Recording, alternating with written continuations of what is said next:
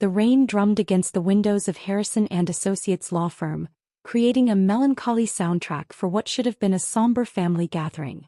Instead, the mahogany-paneled conference room buzzed with barely concealed excitement as my siblings waited to claim their prize. I'm Victoria Sterling, though my family had taken to calling me Vicky the Disappointment for the past decade. At 35, I was the middle child who'd chosen a different path, leaving the family's luxury lifestyle to build something of my own. Something they'd never understood or respected. "Thank you all for coming," Mr. Harrison began, adjusting his wire-rimmed glasses as he surveyed the assembled Sterling family. "I know this is a difficult time losing Eleanor so suddenly." My sister Melissa dabbed her eyes with a designer tissue, though I noticed her tears had dried remarkably quickly after Mom's funeral yesterday. Her husband Brad sat beside her in his perfectly pressed suit, already calculating how much the inheritance would boost their social standing. My brother Christopher lounged in his chair with characteristic arrogance, checking his Rolex impatiently. At 40, he'd spent his entire life coasting on the family name and Mom's financial support. His wife Sandra perched beside him like an expensive ornament, her designer bag probably costing more than most people's monthly rent. And then there was me, in my simple black dress and sensible shoes, carrying a worn leather briefcase that had belonged to my grandfather. The family disappointment who'd walked away from their world of country clubs and charity galas to build something real. "Now then," Mr. Harrison continued, breaking the wax seal on Mom's will. "Eleanor was very specific about her wishes." Melissa leaned forward eagerly. She'd been Mom's favorite, the one who'd married well and produced the perfect grandchildren. The one who'd never questioned Mom's values or chosen her own path. "To my daughter Melissa," Mr. Harrison read, "I leave the family home at 1247 Beacon Hill, along with all furnishings and contents therein." Melissa squeezed Brad's hand triumphantly. The Beacon Hill mansion was worth $12 million, not counting the priceless antiques and art collection inside. "To my son Christopher, I leave my investment portfolio, currently valued at approximately $8 million, along with the family vacation home in Martha's Vineyard." Christopher's smirk widened. He'd been counting on that money to cover his gambling debts and failed business ventures, though Mom had never known about those particular problems. "And to my daughter Victoria." Mr. Harrison paused, his expression sympathetic. "I leave my jewelry collection and personal effects, along with my sincere hope that she will find her way back to the family that loves her." The silence that followed was deafening. $20,000 worth of jewelry versus $20 million in real estate and investments. The message was clear. Come crawling back or get nothing. "That's it." Christopher laughed. "Mom's jewelry box? I guess that's what happens when you turn your back on your family." Melissa's fake sympathy was worse than Christopher's cruelty. "Oh Vicky, I'm so sorry. But you know how Mom felt about your choices. Maybe if you'd stayed close, if you'd been there for her." "I'd been there for her. Every doctor's appointment during her cancer treatment, every late-night phone call when she couldn't sleep, every moment she'd needed support. But I'd done it quietly without fanfare, while they'd made grand gestures when it suited them." "The estate is quite substantial," Brad added, unable to hide his glee. "Between the properties and investments, we're looking at generational wealth here." Sandra nodded enthusiastically. "The Martha's Vineyard house alone could fund our children's entire education." "Now there is one small matter," Mr. Harrison interrupted, shuffling through additional papers. "There seems to be some confusion about the Beacon Hill property." Melissa's head snapped up. "What kind of confusion?" "According to county records, the property was sold 3 years ago to Sterling Holdings LLC. The current owner has been allowing Mrs. Sterling to remain as a tenant, but—" "That's impossible," Christopher stood up abruptly. "Mom owned that house for 30 years. She would never sell it." I reached into my briefcase and pulled out a thick manila folder, placing it quietly on the polished conference table. The sound of paper against wood seemed to echo in the sudden silence. "Actually," I said calmly, "she did sell it. To me." The color drained from Melissa's face. "What are you talking about?" I opened the folder, revealing the property deed with my signature and Mom's, dated 3 years earlier. When Mom got sick, she needed money for experimental treatments not covered by insurance. Treatments that saved her life for 3 more years. "But the will." Brad sputtered. She left the house to Melissa. She left her former house to Melissa, I corrected. A house she no longer owned. Mr. Harrison examined the documents, his eyebrows rising. These appear to be legitimate. Mrs. Sterling, you purchased the property for $15 million, I supplied. Above market value because it was my childhood home and Mom needed the money immediately. Christopher slammed his hand on the table. This is fraud. You manipulated a sick woman. Did I? I pulled out another document. Here's the letter Mom wrote to her doctor, explaining that her daughter Victoria had made it possible for her to afford the treatments. She was quite clear about her gratitude. Sandra leaned over to examine the papers. But this means, you own everything? Not everything, I said quietly. Let me show you what else I own. I opened my laptop and connected it to the conference room's display screen. Financial documents filled the large monitor, showing a complex web of property holdings and business investments. Sterling Holdings LC, I began clicking through the presentation, owns not just Mom's former house, but also the Martha's Vineyard property, which I purchased 2 years ago when the previous owner defaulted on their mortgage. Christopher's face went white. That's impossible. Mom said it was paid off. It was. By me. The previous owner was about to lose it to the bank. Mom asked me to help save it for the family.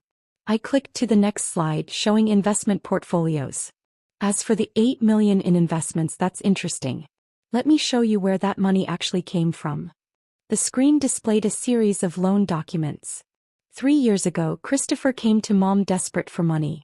$8 million to cover gambling debts and failed investments. Mom didn't have liquid assets, so she borrowed against her investment portfolio. Sandra stared at her husband in horror. Christopher, you said that money was for a business opportunity. The loans were due 6 months ago, I continued. I paid them off to prevent Mom from losing everything. So technically that $8 million in investments, it's collateral against money I loaned to save Christopher's life. This is insane, Melissa whispered. You're saying you own everything? I clicked to a comprehensive asset overview.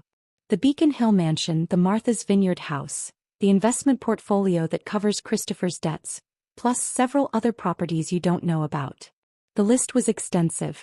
Commercial real estate downtown, luxury apartments across the city, even the country club where they'd spent every weekend for the past decade. How? Brad asked, his voice barely audible. How did you afford all this? I smiled slightly, remembering all the times they'd mocked my small business ventures and foolish investments.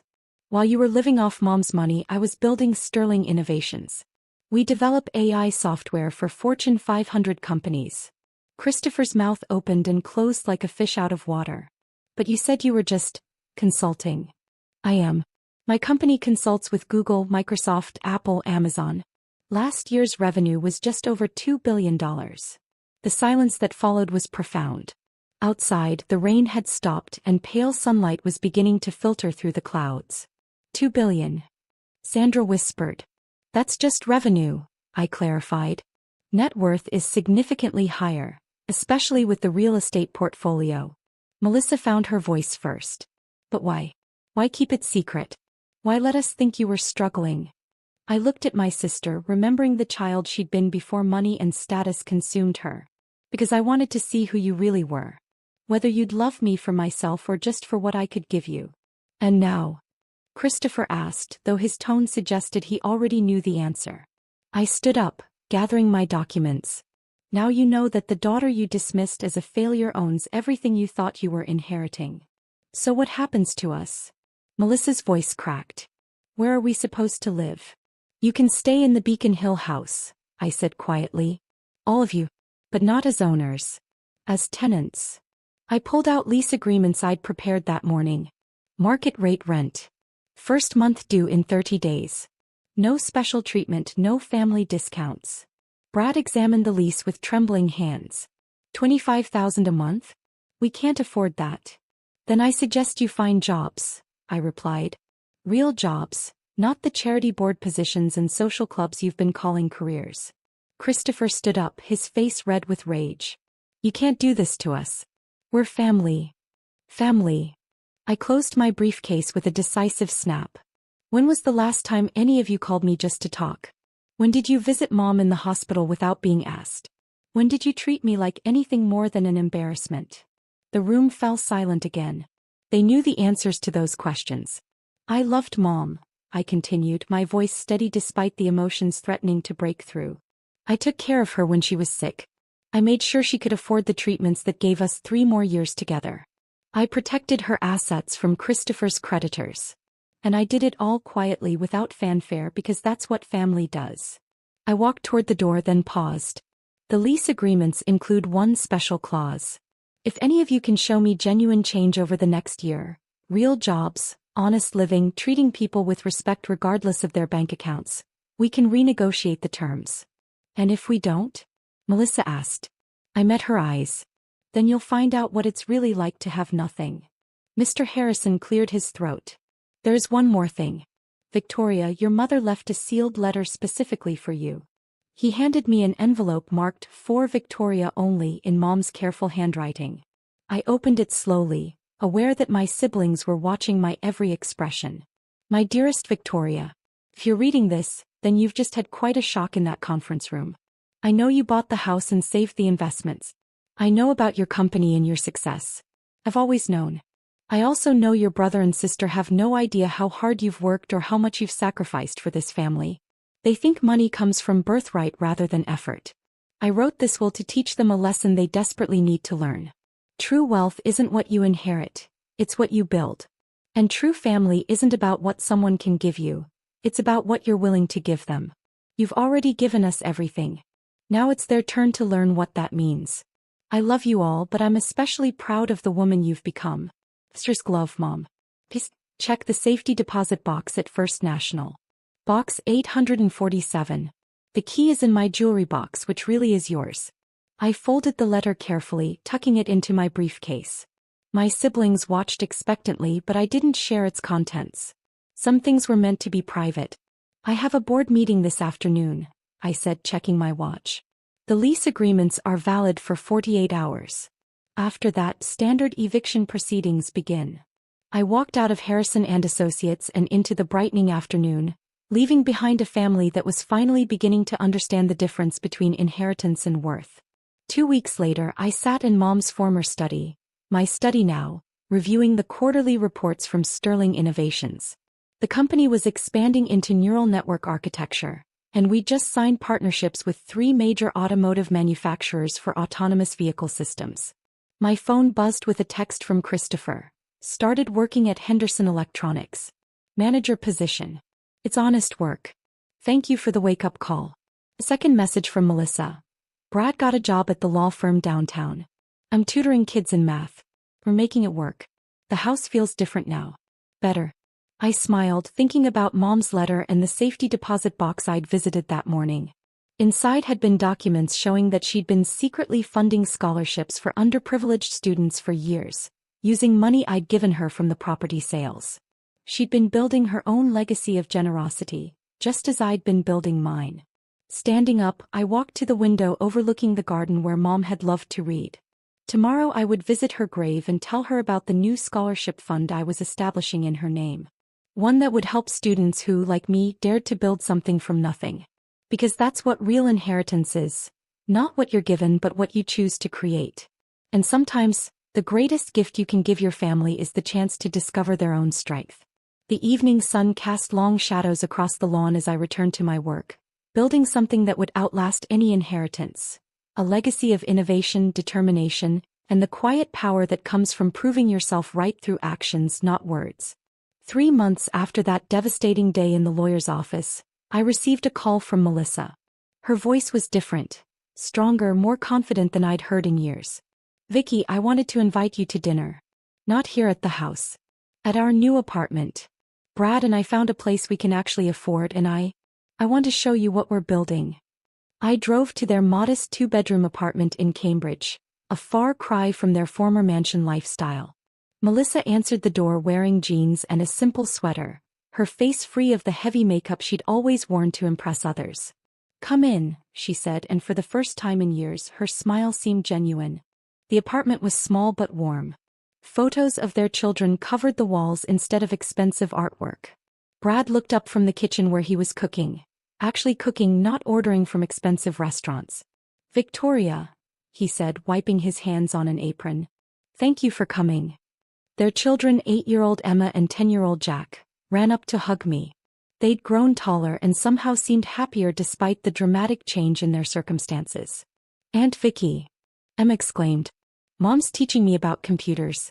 She says you're really good with them. I glanced at Melissa, surprised. You're learning programming? She nodded, a slight blush coloring her cheeks. I enrolled in community college. Computer science. It turns out I actually enjoy problem solving when it's not about social politics.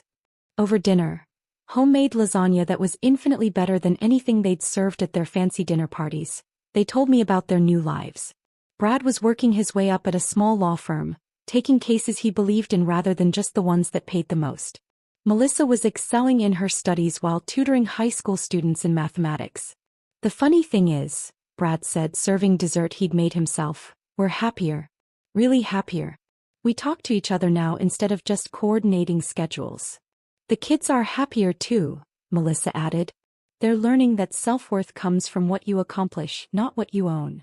After dinner, as the children played in their rooms, Melissa and I sat on the small balcony overlooking a tree-lined street. I owe you an apology, she said quietly. More than an apology. I owe you my gratitude. Melissa. No, let me say this. I spent so many years thinking I was better than you because I had more expensive things. Because I married well and lived in the right neighborhood. But you were building something real while I was just existing. She paused, watching the evening light filter through the leaves. Mom's death was a wake-up call, but what you did, showing us the truth about our finances, that saved us. We were heading for disaster. Christopher's debts, our spending, the way we were raising our kids to believe they were entitled to everything. You didn't just inherit Mom's estate. You inherited her wisdom. I thought about Mom's letter still tucked safely in my desk at home. She wanted us all to understand the difference between having money and being wealthy. And now I do. Being wealthy means having something you built yourself. It means knowing you can take care of your family through your own effort. It means teaching your children to be proud of their work, not their possessions. A month later, Christopher called to tell me he'd been promoted to assistant manager at Henderson Electronics. His voice carried a pride I'd never heard before, the pride of earning something rather than inheriting it. Sandra and I are getting divorced, he said matter-of-factly. Turns out she was only interested in the lifestyle, not the man. But that's okay. I'm finally figuring out who I am without Mom's money propping me up. How are you doing with that? I asked. Better than I expected. I'm seeing a counselor about the gambling addiction. Paying off the debts with my own money slowly but surely. And Victoria. I'm sorry. For all of it. For never seeing who you really were. 6 months after Mom's funeral, I hosted Thanksgiving dinner at the Beacon Hill house. Not as the owner lording over tenants, but as a sister welcoming family home. Melissa brought her famous sweet potato casserole. Famous among her new friends at school, not the country club set. Christopher arrived with his girlfriend Maria, a nurse he'd met at his AA meetings who loved him for his kindness, not his bank account. Their children played together in the same rooms where we'd grown up, but the atmosphere was entirely different. Warmer. More real. More like the family Mom had always hoped we'd become. As we sat around the dining room table that had witnessed so many cold, formal dinners, I realized that the greatest inheritance Mom had left us wasn't money or property. It was the chance to discover who we really were when stripped of pretense and entitlement. I have an announcement, I said as we finished dinner. I'm establishing the Eleanor Sterling Foundation for Educational Innovation. It will provide full scholarships and mentorship for students who want to build their own businesses but lack the financial resources to get started. That's wonderful, Melissa said. What can we do to help? I smiled, looking around the table at faces that finally reflected genuine interest rather than obligation. I was hoping you'd ask. The foundation needs an education coordinator and a legal advisor. If you're interested. Are you offering us jobs? Christopher asked, his voice carefully neutral. I'm offering you the chance to help build something meaningful. With salaries based on your contributions, not your last names. They exchanged glances, then Christopher grinned. The first genuine smile I'd seen from him in years. When do we start? That evening, as my siblings helped clear dishes and load the dishwasher, tasks they would never have done in their former lives, I stepped out onto the terrace overlooking the garden. Mom's spirit felt present in the cool November air, in the sound of genuine laughter coming from the kitchen, in the way my family had finally learned to work together rather than simply expect to be served. I pulled out my phone and opened the photo I'd taken earlier. All of us around the dinner table, faces relaxed and genuinely happy. Not posed for social media or charity event photographers, but captured in a moment of real connection. This was the inheritance Mom had really wanted to leave us.